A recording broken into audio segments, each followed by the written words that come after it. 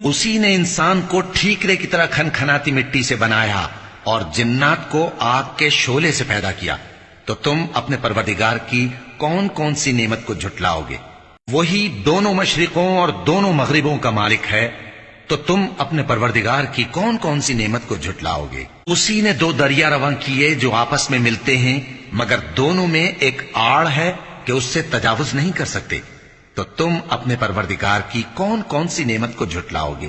ان دونوں دریاؤں سے موتی اور مونگے نکلتے ہیں، تو تم اپنے پروردگار کی کون کون سی نعمت کو جھٹلاؤ گے؟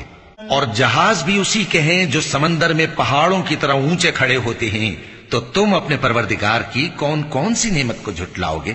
جو مخلوق زمین پر ہے سب کو فنا ہونا ہے، اور تمہارے پروردگار ہی کی ذات جو صاحب جلال و کرم ہے باقی رہے گی، تو تم اپنے پروردگار کی کون کون سی نعمت کو جھٹلاؤ گے؟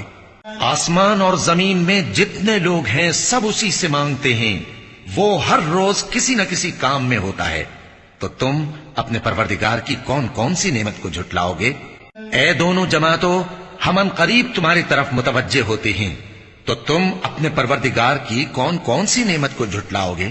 اے گروہ جن و انس، اگر تمہیں قدرت ہو کہ آسمان اور زمین کے کناروں سے نکل جاؤ تو نکل جاؤ، اور زور کے سوا تو تم نکل سکنے ہی کہ نہیں، تو تم اپنے پروردگار کی کون کون سی نعمت کو جھٹلاؤ گے؟